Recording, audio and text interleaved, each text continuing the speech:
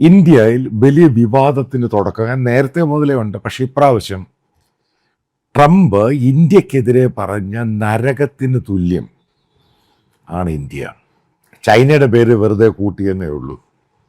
കാരണം ലാപ്ടോപ്പുമായിട്ട് ലോസ് ഏഞ്ചലസിൽ പോകുന്നവരും അത് പോകുന്നവരും ഗുണ്ടാ പരിപാടിയായിട്ട് കാണിച്ച് വരുന്നവരും, അതേപോലെ തന്നെ 9 മാസം ഗർഭിണിയായിട്ട് അമേരിക്കയിൽ പോയി പ്രസവിക്കുന്നു എന്ന് പറഞ്ഞ ചൈനീസ് അല്ല, അത് ഇന്ത്യക്കാർ മാത്രമാണ്. ഏറ്റവും കൂടുതൽ ഇന്ത്യക്കാരെയാണ് അയാൾ ടാർഗറ്റ് ചെയ്തിരിക്കുന്നത്. എന്നിട്ട് ഗവൺമെൻറ് ഓഫ് ഇന്ത്യയുടെ ഭാഗത്ത് നിന്ന് ഏത് രീതിയിലുള്ള റെസ്പോൺസ് ഉണ്ടായി? ഞാനൊരു കാര്യം കൃത്യമായിട്ട് പറയാം. ഇന്ത്യയുടെ ചരിത്രത്തിൽ ഇന്ന് വരെ ഇന്ത്യയിൽ പല പ്രധാനമന്ത്രിമാരുണ്ടായിട്ടുണ്ട്. കോൺഗ്രസിൻ്റെ ഉണ്ട്, BJPയുടെ ഉണ്ട്, അതേപോലെ പഴയ ജനതാ പാർട്ടിയുടെ ഉണ്ട്, ജനതാദളിൻ്റെ ഉണ്ടായിട്ടുണ്ട്. ആ സമയത്ത് അമേരിക്കൻ റിപ്പബ്ലിക്കൻ പാർട്ടിയുടെയും ഡെമോക്രാറ്റ്സിൻ്റെ ഒക്കെ ഉണ്ടായിട്ടുണ്ട്.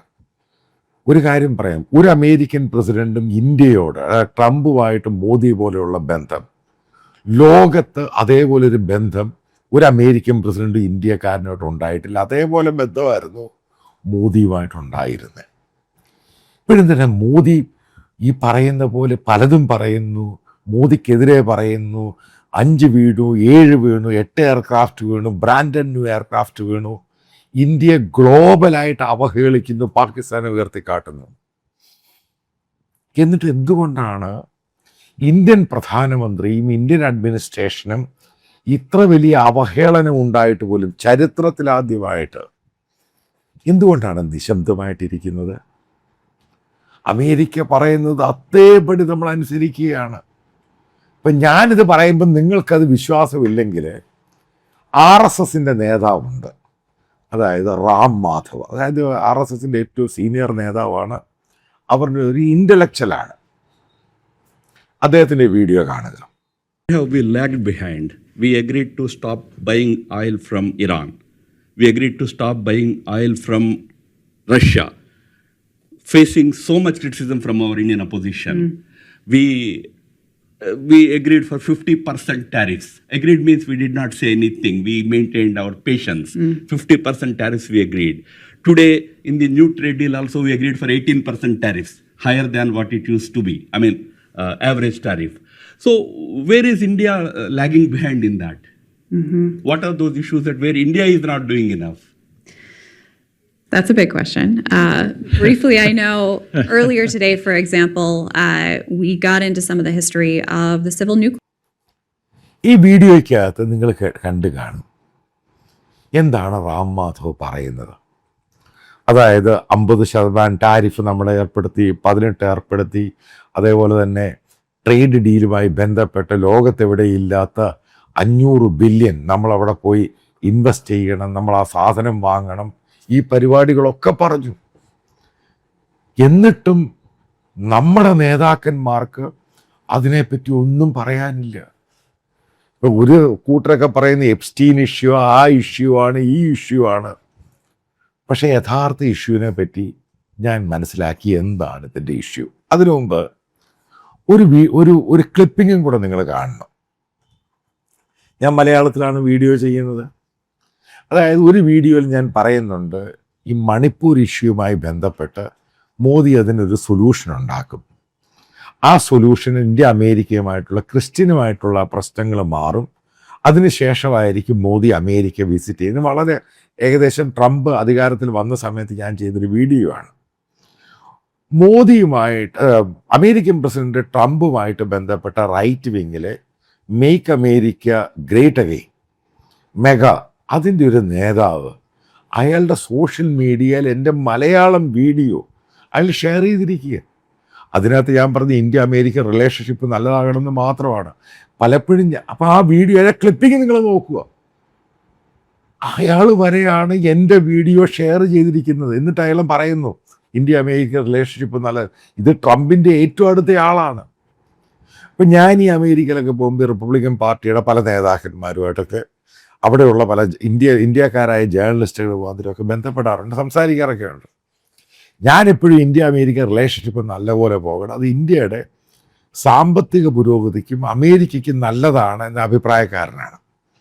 കാരണം എന്നാൽ മാത്രമേ ഇന്ത്യക്ക് മുന്നോട്ട് പോകാൻ പറ്റൂ. ഇതതിൻ്റെ പ്രധാനപ്പെട്ട കാരണം. അല്ലാതെ ഈ സംഘപരിവാർ പറയുന്ന പല കാര്യങ്ങളോടും ഞാൻ യോജിക്കുന്നില്ല. പക്ഷേ നമ്മൾ ഇത്രയും പോയി താഴ്ന്നു കൊടുക്കേണ്ട ആവശ്യം എന്താണ്? ഇതൊരു വല്ലാത്ത ചോദ്യം. അതുമായി ബന്ധപ്പെട്ട് ചില അമേരിക്കയിലുള്ള ചില ഇന്ത്യക്കാരുമായിട്ട് ഞാൻ സംസാരിച്ച് കഴിഞ്ഞപ്പോൾ മനസ്സിലാക്കി ഇവരൊന്നും മലയാളികളല്ല, നോർത്ത് ഇന്ത്യൻസും ഡൽഹിയിലും മുംബൈയിലൊക്കെ വളരെ വർഷം മുമ്പ് അവിടെ കുടിയേറിയവരാണ്, അവിടുത്തെ സിറ്റിസണാണ്, ഇന്ത്യ അമേരിക്ക ഡയസ്പോറയുമായിട്ട് ബന്ധപ്പെട്ട് പ്രവർത്തിക്കുന്നവരാണ്. അവരെന്നോട് പറഞ്ഞൊരു കാര്യമുണ്ട്, ഇതാണ് നിങ്ങൾ മനസ്സിലാക്കണം, ഇത് പ്രധാനപ്പെട്ട പോയിൻ്റാണ്. എന്ന് മുതൽ ഇന്ത്യയിലെ ക്രിസ്ത്യൻസുമായിട്ട് ഇവിടുത്തെ സംഘപരിവാർ അറ്റാക്ക് തുടങ്ങി, ക്രിസ്ത്യൻസിൻ്റെ അതായത് ക്രിസ്തുമസിൻ്റെ അറ്റാക്ക് തുടങ്ങി, അതേപോലെ ഗവൺമെൻറ് പല നിയമങ്ങൾ കൊണ്ടുവന്ന് FCRA നിയമങ്ങൾ സ്ട്രിക്റ്റ് ആക്കാൻ ശ്രമം തുടങ്ങി. അമേരിക്കയും വെറുതെ ഇരുന്നില്ല. അവിടെയുള്ള ഹിന്ദു സേവാ സംഘം, അതായത് RSSൻ്റെ അമേരിക്കയിലുള്ള സംഭവങ്ങളാണ്, അവർക്ക് ഇവർ നോട്ടീസ് അയക്കാൻ തുടങ്ങി. അവിടെ നിന്നുള്ള ആൾക്കാരാണ്, അവിടെയുള്ള ഹിന്ദു ഗ്രൂപ്പുകളും അമ്പലത്തിൻ്റെ ഗ്രൂപ്പുകളും അവരൊക്കെ നോക്കുന്ന ഈ HSS ആണ്, അത് ഹിന്ദു സേവാ സംഘമാണ്. അപ്പോൾ അവർ ഇന്ത്യയിലോട്ട് പല അമ്പലങ്ങളിലോട്ട്, ഇന്ത്യയിലെ പല ട്രസ്റ്റുകളിലോട്ടും, മോദിക്ക് താല്പര്യമുള്ള പല ഗുജറാത്തി ട്രസ്റ്റുകളിലോട്ടൊക്കെ പണം വരുന്നുണ്ട്. ഇവർക്ക് അവിടുത്തെ അമേരിക്കൻ ഗവൺമെൻറ് IRS, അവിടുത്തെ റവന്യൂ സർവീസുമായിട്ട് ബന്ധപ്പെട്ടതാണ്, അവർക്ക് നോട്ടീസ് അയച്ചു. അതായത് എന്തിനാണ് ഈ പണം അയക്കുന്നത്, എന്ത് പരിപാടിക്കാണോ ഈ പണം പോകുന്നത്, ഇന്ത്യയിലുള്ള ക്രിസ്ത്യാനികൾക്കെതിരെ പ്രവർത്തിക്കാൻ വേണ്ടിയാണോ? RSSൻ്റെ വെടി തീർന്നു. ഇതാണ് ഉണ്ടായ യാഥാർത്ഥ്യം നിങ്ങളും മനസ്സിലാക്കുക. ഇവിടെ ചെയ്ത് കഴിയുമ്പോൾ അവിടെ അടി കൊടുത്തു. അതുകൊണ്ട് അമേരിക്കയിൽ ഞാൻ ഒരു കാര്യം പറയാം, സോഷ്യൽ മീഡിയ ഉണ്ടായ ചരിത്രത്തിൽ നിങ്ങൾക്കറിയാം, അമേരിക്കൻ സോഷ്യൽ മീഡിയ അതൊരു ട്വിറ്ററാണ്, അതായത് ഇപ്പോഴത്തെ X പ്ലാറ്റ്ഫോമാണ് ഏറ്റവും കൂടുതൽ ഉപയോഗിക്കുന്നത്. ഇന്ത്യക്കാർക്കെതിരെ ഇതേപോലെ ഹെയ്റ്റ് കഴിഞ്ഞ ഒരു വർഷം കൊണ്ട് ഇന്ത്യയിൽ ഈ പ്രശ്നങ്ങൾ, ഇന്ത്യയിൽ ഈ ക്രിസ്ത്യൻസിനെതിരെയുള്ള പ്രശ്നമാണ് അമേരിക്കയിൽ ഉണ്ടായേക്കുന്നത്. ട്രംപിൻ്റെ ഏറ്റവും അടുത്ത ആളാരാ?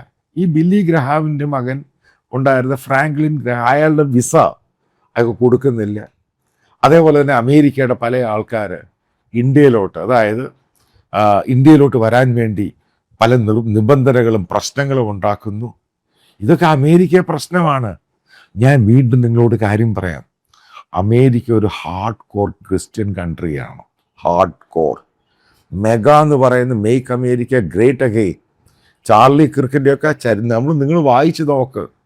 അവരതിൻ്റെ അകത്തുനിന്ന് ഈ പറയുന്ന 1% പോലും വ്യതിചലിക്കാത്ത രാജ്യമാണ് ഈ അമേരിക്ക.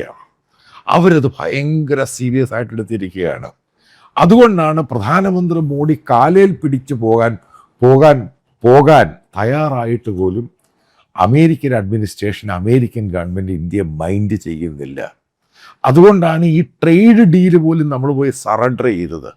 അമേരിക്ക പറയുന്ന രീതിയിലാണ് കൊണ്ടുവന്നത്. എന്നിട്ട് അതിൻ്റെ ഏറ്റവും വലിയ തെളിവ് ഞാൻ നിങ്ങളോട് പറയാം.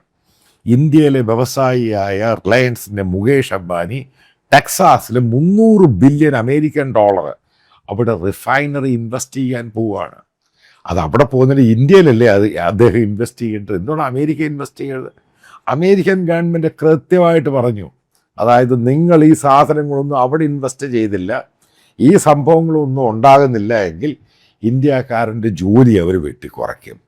അതായത് അമേരിക്കക്കാർ ഇന്ത്യയിൽ നടത്തുന്ന IT കമ്പനിയാണ് മറ്റു പല കമ്പനികളും അവർ വേറെ രാജ്യത്തോട്ട് കൊണ്ടുപോകും. വളരെ സിമ്പിൾ തോട്ട്സാണ്. ഇത് മോദിക്ക് ശരിക്കും മനസ്സിലായി. അവിടെയുള്ള ഗുജറാത്തി ബിസിനസ്സുകാർ, അവരും എൻ്റെ പല സുഹൃത്തുക്കളുണ്ട്, അവരെന്നോട് പറഞ്ഞൊരു കാര്യമുണ്ട്. ഈ മോദി ട്രംപ് ഇഷ്യൂ വന്ന ശേഷം ഗുജറാത്തികളായിട്ട് അമേരിക്കയിൽ ബിസിനസ് നടത്തുന്ന പല ആൾക്കാർക്കും നോട്ടീസുകൾ ഇങ്ങനെ വന്നുകൊണ്ടിരിക്കുകയാണ് ഓരോ ദിവസം. ആ കണക്ക് കാണിക്കും, ഈ കണക്ക് കാണിക്കും. നിങ്ങൾ മനസ്സിലാക്കുക, ഈ വിച്ച് ഹാൻഡ് എന്ന് പറയുന്ന സംഭവം ഇന്ത്യയിൽ മാത്രമല്ല, ലോകത്തെല്ലാ രാജ്യത്തുമുണ്ട്. അമേരിക്കയിൽ അല്പം കൂടുതലാണ്. അമേരിക്കൻ പ്രസിഡന്റുമായിട്ട് അഡ്മിനിസ്ട്രേഷനുമായിട്ടും യോജിച്ച് നിൽക്കാത്തവർ, അതിനകത്ത് ജീവിക്കുന്നവരാണെങ്കിൽ തന്നെയും അവരെ എതിർക്കുന്നവരുണ്ടെങ്കിൽ ആലോചിച്ച് നോക്കുക, അവർ വെറുതെ വിടത്തില്ല. നിങ്ങൾ ഒരു സമയത്ത് അമേരിക്കൻ സോഷ്യൽ മീഡിയയിൽ, പ്രത്യേകിച്ച് ഇന്ത്യക്കാരായിട്ട് അവിടെ ജോലി ചെയ്യുന്നൊരു H1B ആണെങ്കിലും ഗ്രീൻ കാർഡും അമേരിക്കയിലുള്ള സിറ്റിസൺ ആണെങ്കിലും ഇന്ത്യൻ പ്രധാനമന്ത്രിയുടെ മോഡിയുടെ പ്രൊഫൈൽ പിക്ചർ വെച്ചിട്ടുള്ള എത്രയോ ഉണ്ടെന്ന് നമുക്ക് കാണാൻ സാധിക്കും. ഇന്ന് ഒരൊറ്റ ഒരെണ്ണം കാണാൻ പറ്റുന്നില്ല. പേടിച്ചു പോയി. അതായത് ഇന്ത്യയുമായിട്ട് വലിയ ബന്ധത്തിലൊന്നും പോകണ്ട. അതേപോലെ അമേരിക്കയിലുള്ള ഇന്ത്യക്കാർക്ക് അവിടെ ജോലി ചെയ്യാൻ പേടിയ, പുറത്തിറങ്ങാൻ പേടിയ ആ രീതിയിലാക്കി മാറ്റി. അത് ഇന്ത്യയിലുണ്ടാകുന്ന പ്രശ്നങ്ങൾ എത്രയോ പേരുകളാണ് വീഡിയോ അമേരിക്കൻ മീഡിയയിലും യൂട്യൂബിലൊക്കെ ഇന്ത്യയിൽ നടക്കുന്ന സംഭവങ്ങൾ അടിച്ചങ്ങ് വിടുക. ഈ ഹാത്രാസിൽ നടന്ന സംഭവം അടുത്തിടയ്ക്ക്, അതായത് ക്രിസ്ത്യനായ 2 ദളിത് കുടുംബത്തെ ഫാമിലിയും അവരെ ഈ മാലയൊക്കെ ചാർത്തി കൊണ്ടുപോകുന്ന സംഭവം, അത് അമേരിക്കൻ വലിയ സംഭവമായി. അമേരിക്കയിലുള്ള വലതുപക്ഷ അത് ക്രിസ്ത്യൻ ഹാർഡ് കോർ ആയിട്ടുള്ള സ്ഥിരം വീഡിയോയും മുഴുവനും വിട്ടുകൊണ്ടിരിക്കുകയാണ്. അതായത് ഇന്ത്യയിലെ ക്രൈസ്തവർക്ക് ജീവിക്കാൻ പറ്റുന്നില്ല, മറ്റെന്ത് മാർഗങ്ങളാണ് അമേരിക്കൻ ഗവൺമെൻറ്റിന് ചെയ്യാൻ. അതായത് ട്രംപിൻ്റെ മുകളിലോട്ട് പ്രഷർ ഇടുകയാണ് ഇതിൻ്റെ ഉദ്ദേശം. നരേന്ദ്രമോദിക്ക് ഇന്ത്യ ഗവൺമെൻറ്റിന് കൃത്യമായിട്ടറിയാം ഇന്നത്തെ വെസ്റ്റ് ഏഷ്യ പ്രശ്നം. അതേപോലെ ഇന്ത്യയിൽ നിന്ന് ഈ പറയുന്ന പ്രശ്നമുണ്ടാക്കിയ ശേഷം കൃത്യമായി ഒരു ഇൻവെസ്റ്റ്മെൻറ്റും അമേരിക്കയിൽ നിന്ന് ഇന്ത്യയിൽ വന്നിട്ടില്ല. എല്ലാം ഔട്ട്ഫ്ലോ ആണ്, ഇവിടുന്ന് തിരിച്ചു പോവുകയാണ്. ഈ ഒരു പോക്കും അത് ഈ പറയുന്ന ക്രൂഡിൻ്റെ വില ഇത് നിൽക്കുകയും ഈ ഔട്ട്ഫ്ലോ, അതായത് ഇന്ത്യയിൽ നിന്ന് ഈ പണം തിരികെ, അതായത് ഡോളർ തിരികെ പോവുകയും ചെയ്തു കഴിഞ്ഞാൽ ഇന്ത്യയിൽ റിസഷൻ ഉണ്ടാകുമെന്ന് മോദിക്കും ഇന്ത്യൻ എക്കണോമിക് എക്സ്പേർട്ടുകളും പറഞ്ഞു കഴിഞ്ഞു. അതായത് ഇന്ത്യ ക്രൈസിസിലാണ്. ഇതെങ്ങനെങ്കിലും മാറ്റിയെടുക്കാൻ വേണ്ടിയാണ് മോദി ശ്രമിക്കുന്നത്. ആ സമയത്താണ് അമേരിക്കൻ പ്രസിഡന്റ് ഇന്ത്യ നരകമാണ്, മാടയാണ്, കോടയാണ് എന്നും പറഞ്ഞ് അറ്റാക്ക് ചെയ്യുമ്പോൾ പ്രധാനമായിട്ടും മനസ്സിലാക്കുക, മോദിക്ക് ട്രംപിനെ പേടിയാണ്. എപ്സ്റ്റീൻ ഫയലും കുന്തമൊന്നും അല്ല. കാരണം എപ്പോഴാണ് അമേരിക്ക തിരിഞ്ഞിരിക്കുകയാണ് ഇന്ത്യക്കെതിരെ, ഒരു നോർമലായിട്ട് റിലേഷൻഷിപ്പിൽ കൊണ്ടുവരാൻ സാധിക്കുന്നില്ല. ഇന്ത്യയുടെ വലിയൊരു ഡിപ്ലോമാറ്റ്സും അമേരിക്കയിലേക്ക് നിരന്തരം ശ്രമിക്കുകയാണ് എങ്ങനെയെങ്കിലും ട്രംപിനെ 1 or 2 ദിവസത്തേക്ക് ഇന്ത്യയിൽ കൊണ്ടുവരും. പക്ഷേ ട്രംപ് അത് റെഫ്യൂസ് ചെയ്തിരിക്കുകയാണ്. നിങ്ങൾ അടുത്ത സമയത്ത് വായിച്ചു കാണും, ഇന്ത്യ ഫ്രാൻസുമായിട്ടുള്ള എയർലൈൻ, അതായത് 114 റഫേൽ വാങ്ങാൻ ഏകദേശം ധാരണയെ. കാരണം ഫ്രഞ്ച് പ്രസിഡന്റ് മാനുവൽ മാക്രോൺ വന്നിരുന്നു, നമ്മൾ ഏകദേശം ധാരണാപത്രത്തിലൊക്കെ ഒപ്പുവെച്ച് കഴിഞ്ഞപ്പോൾ അമേരിക്ക സ്വഭാവം മാറ്റി. അമേരിക്ക പറഞ്ഞു, അതായത് ഇന്ത്യക്ക്, അതായത് GE ആണ് നമ്മുടെ തേജസ് എന്ന് പറഞ്ഞ എയർക്രാഫ്റ്റിനും ഇഞ്ചൻ കൊടുത്തുകൊണ്ടിരിക്കുന്നത്. അതേപോലെ തന്നെ സർവീസുകളുണ്ട്, അമേരിക്കൻ എക്യുപ്മെൻറ്റ്സ് നമ്മൾ ഇഷ്ടം, ചോപ്പറും അതും ചിനൂക്ക് ഇഷ്ടം പോലെ വാങ്ങിയിട്ടുണ്ട്. ട്രാൻസ്പോർട്ട് എയർക്രാഫ്റ്റ് ഉണ്ട്, ഇതിൻ്റെ ഒന്നും സർവീസ് തരത്തില്ല എന്ന് പറഞ്ഞു. എന്നിട്ട് അവസാനം എന്താണ് ഉണ്ടായത് നിങ്ങൾ മനസ്സിലാക്കി, യഥാർത്ഥം മനസ്സിലാക്കുക. 25ഓളം ഇന്ത്യയുടെ എയർഫോഴ്സിൻ്റെ ചീഫ് ഉൾപ്പെടെയുള്ളവർ, സീനിയറായിട്ടുള്ളവർ അമേരിക്ക വിസിറ്റ് ചെയ്യുകയാണ്. അതായത് ഈ പറയുന്ന റഫേൽ എന്ന സാധനം വേണ്ട എന്ന് വെക്കാൻ തീരുമാനിക്കുകയാണ്, പേടിച്ചിട്ട്. കാരണം അമേരിക്ക ഇത് ബ്ലോക്ക് ചെയ്യും, ഹൈ എൻഡ് ടെക്നോളജി ബ്ലോക്ക് ചെയ്യും, ഈ മേടിച്ച സാധനങ്ങൾക്ക് സർവീസ് തരത്തില്ല. അതുകൊണ്ട് F-15 ഈഗിൾ വിഭാഗം, കാരണം ഇപ്രാവശ്യം ഏറ്റവും കൂടുതൽ ഇറാനിൽ ബോംബ് ചെയ്ത് ഈ F-15 ആണ്. കാരണം ബോയിങ് കമ്പനിയാണ് നിർമ്മിക്കുന്നത്. അവിടുന്ന് വാങ്ങാനുള്ള ഏകദേശം ധാരണയിലോട്ട് പോവുകയാണ്. ഇവിടെയാണ് മനസ്സിലാക്കേണ്ട ഒരു കൃത്യമായ പോയിന്റ്, അമേരിക്കയെ പേടിച്ച് തന്നെയാണ് ഇന്ത്യ പോകുന്നത്. അവൻ പറയുന്ന രീതിയിലാണ് പോകുന്നത്. പിന്നെ ചില ഗിമിക്സുകളൊക്കെ ഇവിടുത്തെ മീഡിയ വരും, അത് ഡെലിബറേറ്റ് ആയിട്ട് PR ഉണ്ടാക്കിയെടുക്കുന്ന ഗിമിക്സാണ്. ഇന്ത്യ ടഫ് നെഗോഷിയേറ്ററാണ്, മാടയാണ്, ഒരു പുല്ലുമില്ല. അമേരിക്ക ഡോട്ട് ലൈൻ ഇട്ട് കൊടുത്തിട്ടുണ്ട്, അവിടെ സൈൻ ചെയ്യാൻ പറഞ്ഞിട്ടുണ്ട്, ഇത്ര മാത്രമേ ഉള്ളൂ. ഇതാണ് ട്രേഡ് ഡീലും ഈ പറഞ്ഞ പല ഇന്ത്യയുടെ റിലേഷൻഷിപ്പ് തന്നെ മോശമാക്കിയെടുത്തു. അതായത് ഓപ്പറേഷൻ സിന്ധുവിന് ശേഷം ട്രംപുമായിട്ട് ഉടക്കിയതിൻ്റെ പേരിലുണ്ടായ സംഭവമാണ്. നിങ്ങൾ ശ്രദ്ധിച്ചു കാണും, കഴിഞ്ഞ 1 വർഷം കൊണ്ട് ഇന്ത്യയുടെ എക്സ്റ്റേണൽ അഫയേഴ്സ് മിനിസ്റ്റർ ജയശങ്കർ ഒരൊറ്റ വാക്കുമിണ്ടുന്നില്ല, പേടിച്ചിട്ട്. അല്ലെങ്കിൽ എല്ലാ ആഴ്ചയിലും ഓരോ റീലുകൾ വെച്ച് ഞങ്ങൾ വെസ്റ്റിനെ പേടിക്കുന്നില്ല, ഞങ്ങൾ അവരെ പേടിക്കുന്നില്ല, ഞങ്ങൾ അമേരിക്കയെ പേടിക്കുന്നില്ല, ഇന്ത്യ എന്ന് വലിയ സംഭവം വ്യാജ്യമാണ്, കുന്തമാണ്, കുടച്ചക്രമാണ് ഒക്കെ പറഞ്ഞുകൊണ്ടിരുന്ന ജയശങ്കർ അവിടെ പോയി.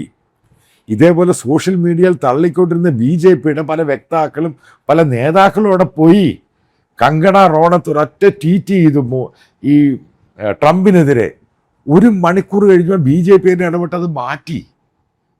പേടിയും ഭയം തന്നെയാണ് ഇതിൻ്റെ കാരണം. കാരണം ഇന്ത്യക്കറിയാം, ഇന്ത്യൻ അഡ്മിനിസ്ട്രേഷനും മോദിക്കും, കാരണം മോദി ഒരു ഗുജറാത്തി കച്ചവടത്തെ പറ്റി അറിയാവുന്ന ഒരാളാണ്. അമേരിക്കയുടെ പിന്തുണയില്ലാതെ ഇന്ത്യക്ക് മുന്നോട്ട് പോകാൻ പറ്റത്തില്ല.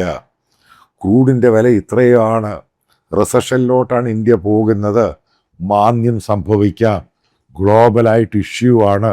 ഇതിനെ ഓവർകം ചെയ്യണമെങ്കിൽ അമേരിക്കയുടെയും ട്രംപിൻ്റെ സപ്പോർട്ട് ഇന്ത്യക്ക് വേണം. ഈ ഒരു സന്ദർഭത്തിലാണ് ഇന്ത്യ കടന്നു പോകുന്നത്. അതുകൊണ്ട് ഈ ട്രംപ് തലകുത്തി മറിഞ്ഞാലും, എന്തൊക്കെ ഇന്ത്യയെ തെറി വിളിച്ചാലും, എന്തൊക്കെ മോശമാണെന്ന് പറഞ്ഞാലും ഇന്ത്യൻ അഡ്മിനിസ്ട്രേഷൻ മിണ്ടാൻ പോകുന്നില്ല. ഇന്ത്യ എന്ന് പറഞ്ഞ രാജ്യം, ഞാൻ 1 വർഷം മുമ്പേ പറഞ്ഞൊരു സംഭവമാണ്, കംപ്ലീറ്റ് ട്രംപിൻ്റെ അടുത്ത് പോയി സറണ്ടർ ചെയ്തിരിക്കുകയാണ്. അതുകൊണ്ടാണ് ഇന്ത്യ പൂർണ്ണമായിട്ടും നിശബ്ദമായിട്ടിരിക്കുന്നത്. ഇതാണ് യഥാർത്ഥ കഥ.